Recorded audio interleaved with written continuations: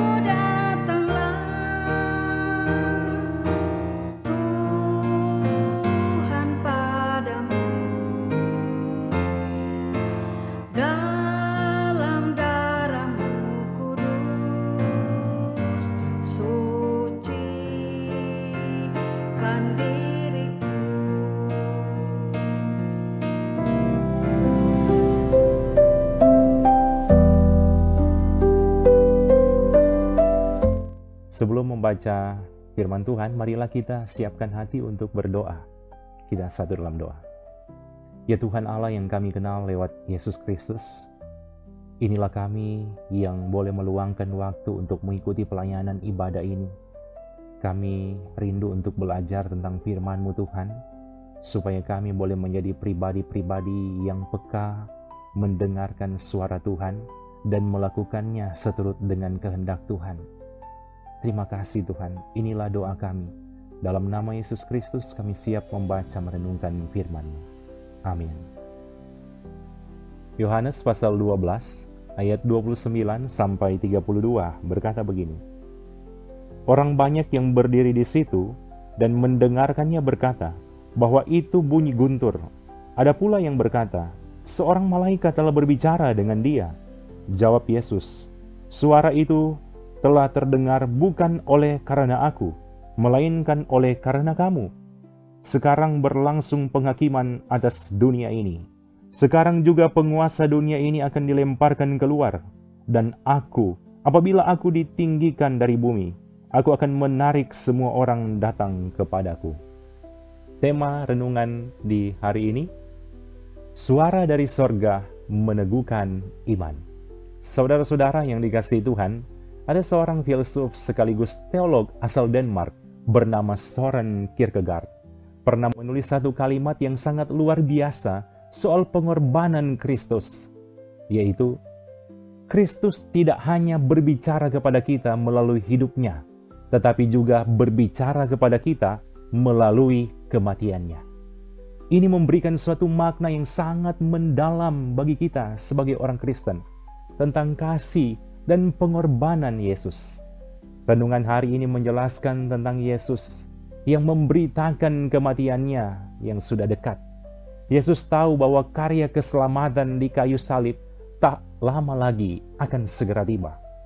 Ketika terdengar suara dari sorga yang memberi makna bahwa Bapa mempermuliakan Yesus, ternyata orang-orang yang mendengar tidak dapat memahami. Bahkan ada juga yang tidak percaya pada Yesus. Bandingkan Yohanes 12 ayat 37. Oleh karena itu, Yesus memberi penekanan bahwa suara dari sorga itu sebenarnya bukan untuk Yesus, tapi untuk mereka yang mendengarnya, supaya mereka menjadi percaya. Yesus juga menegaskan bahwa lewat karya keselamatannya di kayu salib akan mengalahkan kematian dan kuasa dosa. Inilah karya terbesar yang dilakukan Yesus bagi umat manusia, yaitu rela berkorban di kayu salib agar kita bisa hidup. Ini memberikan makna yang sungguh luar biasa bahwa kematian yang paling berharga sepanjang sejarah, yaitu kematian Yesus Kristus. Saudara-saudara yang dikasihi Tuhan, renungan hari ini memberikan motivasi firman. Sebagai orang percaya, kita harus peka mendengarkan suara Tuhan. Banyak orang tidak peka dengan firman Tuhan sehingga secara otomatis membuat dia berada dalam dosa. Di dunia ini ada 3 jenis suara. Suara diri sendiri, suara iblis, dan suara Tuhan.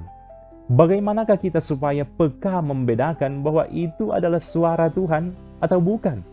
Pertama, kita perlu memiliki hubungan dekat dengannya. Yesus mengatakan dalam Yohanes 10 ayat 27, "Domba-dombaku mendengarkan suaraku, dan aku mengenal mereka, dan mereka mengikut aku." Kedua, berseru dan berdoa kepada Tuhan. Yeremia 29 ayat 12 dan 13. Ketiga, tentu saja membaca firman Tuhan. Setiap orang yang suka membaca firman Tuhan pasti dapat mengetahui dengan jelas apakah suara tersebut dari Tuhan ataukah tidak. Yang berikut ini memberikan pesan firman bagi kita, memotivasi kita untuk sungguh-sungguh mengimani bahwa salib Kristus adalah bukti kasih yang luar biasa. Sehingga ini menjadi suatu berita kemenangan bagi kita orang percaya. Ada 2 model respon terhadap salib Kristus. Pertama, menganggap salib sebagai suatu kebodohan dan karya yang sia-sia. Kedua, menganggap salib sebagai bukti kuasa dan kasih Yesus. Itulah yang dilakukan oleh 2 penjahat di samping kiri dan kanan dari Yesus. Yang satu menghina Yesus, tapi yang satu mau bertobat dan mengakui keilahian Yesus. Di akhir renungan ini ada kalimat bijak yang berkata, satu-satunya suara yang dapat membuat kita hidup di jalan yang benar, bahkan menuntun pada keselamatan, yaitu suara Tuhan. Tuhan Yesus memberkati firman ini dan kita semua. Amin. Marilah kita berdoa.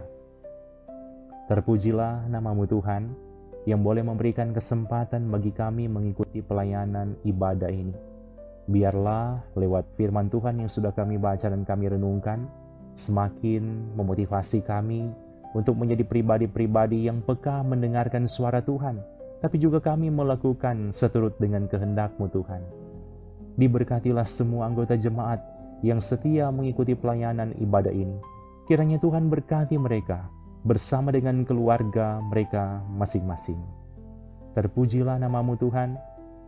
Inilah doa yang boleh kami sampaikan di dalam nama Yesus Kristus yang sudah mengajarkan kami berdoa, Bapa kami. Bapa kami yang di surga, dikuduskanlah nama-Mu, datanglah kerajaan-Mu, jadilah kehendak-Mu di bumi seperti di surga. Berikanlah kami pada hari ini makanan kami yang secukupnya, dan ampunilah kami akan kesalahan kami, seperti kami juga mengampuni orang yang bersalah kepada kami.